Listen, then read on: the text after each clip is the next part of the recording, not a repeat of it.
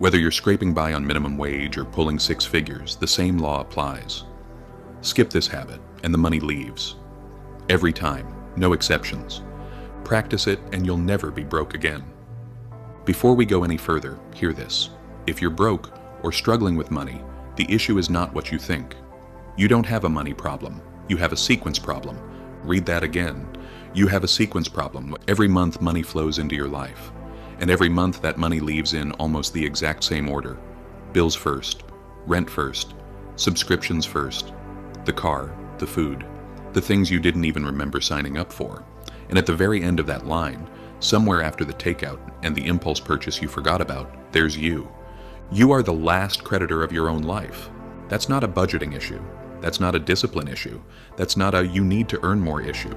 That is a sequence error, a single broken line of code in the operating system that runs your finances.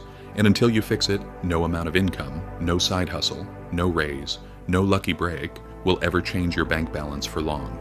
Today we are going to learn the one habit that fixes the sequence, the habit that built every fortune in recorded history, the habit so simple that 95% of people will read about it, nod, agree, it makes sense, and then do nothing. And the same 95% will spend the rest of their lives wondering why money slips through their fingers no matter how hard they work. This isn't motivation, this is mechanics. And by the end of this video, you'll either install the habit or you'll know exactly why you didn't. Most people think the path to wealth is to earn more. It isn't. The mechanic says it's not how much enters your account, it's what touches your money first. Two people earning identical incomes will end up in completely different financial worlds based on a single variable, the order in which money moves through their lives. This isn't theory. This was figured out 5,000 years ago in a city called Babylon by people who didn't have spreadsheets, didn't have stock markets, didn't have crypto, and didn't have YouTube videos explaining personal finance. They had clay tablets. And on those clay tablets, they wrote down a law so simple, so absurdly mechanical, that it has continued to produce wealth for every single person who has obeyed it ever since. It worked in 3000 BC. It works today. It will work in 100 years. Because it isn't tied to the economy, it's tied to human behavior. And the law has one rule. The habit is this: pay yourself first, before the bills, before the rent, before the food, before the car payment, the streaming services, the dinner out, the impulse buy. Before anything else touches your account, a fixed percentage of every dollar that enters your life is sliced off, moved out of reach, and assigned to one person and one person only. You. That's it. That's the entire mechanic. No tricks, no leverage, no hustle, no 4 a.m. ice baths. Just a reordering of the line. It sounds too simple to matter. That's exactly why it works, and that's exactly why almost nobody does it. Let me show you what's actually happening underneath, because once you see it, you won't be able to unsee it. Number 1, the sequence error. Watch what most people do with their money. The paycheck arrives. They feel briefly relieved. Then the bills start hitting. Rent, utilities, insurance, phone, subscriptions they forgot about. Then the variable spending. Groceries, gas, the dinner with friends, the thing that broke and needed replacing.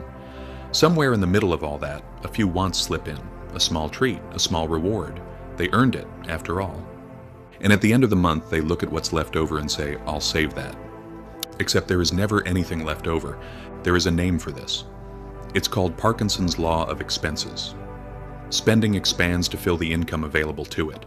It doesn't matter if you earn $2,000 a month or $20,000 a month.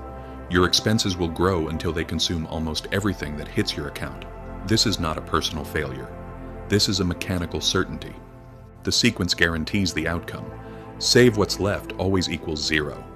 Always. Forever. No matter how much you earn. The wealthy figured this out a long time ago. They reversed the line, they made themselves the first stop, not the last. And once you're first in line, the math changes overnight, because now your wants and bills have to expand to fit what's left, instead of devouring what was supposed to be saved. You don't budget your way out of being broke. You sequence your way out. Number 2, the Babylonian law. In The Richest Man in Babylon by Hill, the rule is stated in a single sentence. A part of all you earn is yours to keep.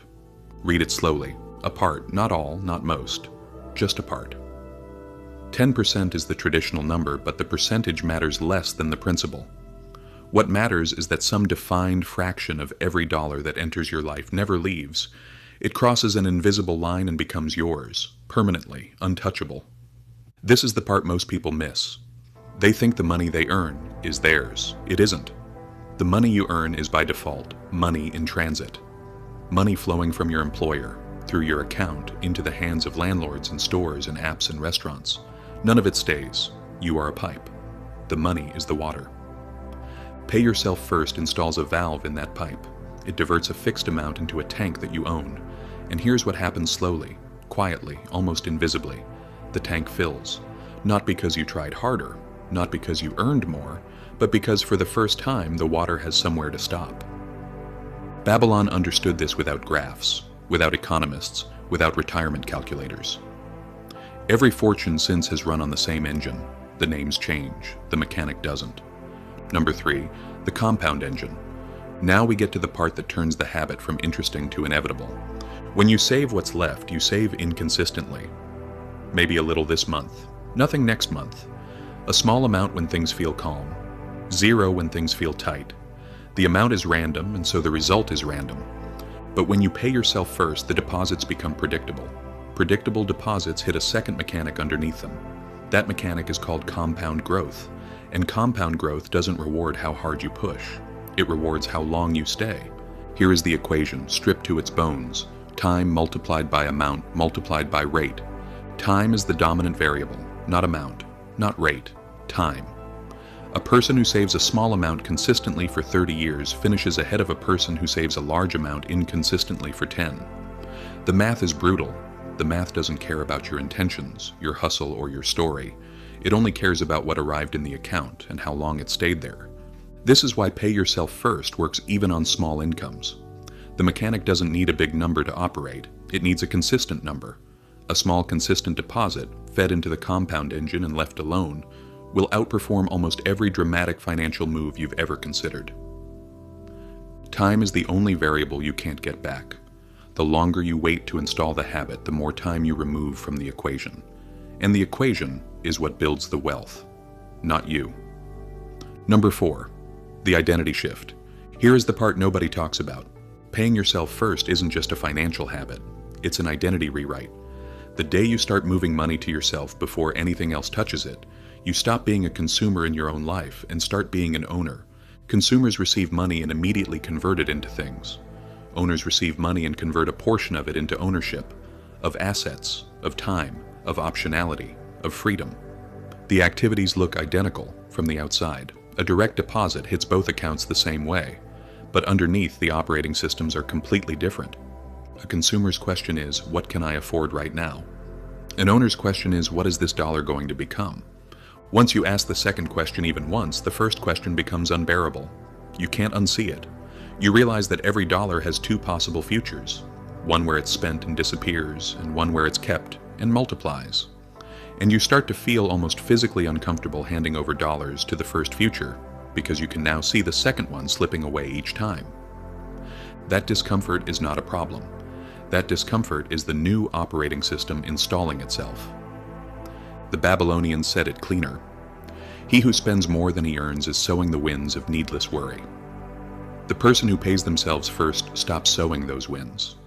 Not because they became more disciplined, but because their identity stopped requiring it. Number 5, why your brain fights this. If this habit is so simple and so powerful and so well documented for 5,000 years, why doesn't everyone do it? Because your brain is running software that wasn't designed for this. Human beings evolved in environments where there was no future to save for. There was today. There was maybe tomorrow. There was the herd, the season, the weather. Long-term planning, in evolutionary terms, is brand new. Saving money to compound over 30 years is something your brain has had almost no time to adapt to. So when you try to set aside money before spending it, your brain raises an alarm. It doesn't see savings, it sees loss. The money disappears from the part of your account you can spend, and your brain treats that disappearance as if a predator just took something from you. The discomfort is real. The resistance is real. And willpower alone will lose to it almost every single time. This is called present bias. Your brain waits right now far more heavily than later, and right now will always have more bills, more wants, more emergencies, more reasons to skip the deposit just this month. The fix is not to fight your brain. The fix is to remove your brain from the decision. You don't pay yourself first by deciding every month. You pay yourself first by deciding once and then never deciding again. Which brings us to the next mechanic. Number 6, the automation lock. Here is the move that makes the habit unkillable. Automate it on the day the money arrives, not the day after, not the end of the week, not when I get a chance. The day the money hits your account, an automatic transfer fires and moves your percentage out into a separate account, ideally one with friction, a different bank. A slightly slower withdrawal process. Somewhere it doesn't blend with your spending money. That's it. That's the entire system. The day money hits is the day money splits.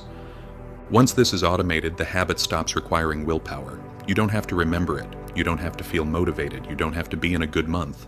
The system fires whether you're inspired or exhausted, focused or distracted, having a great month or a terrible one.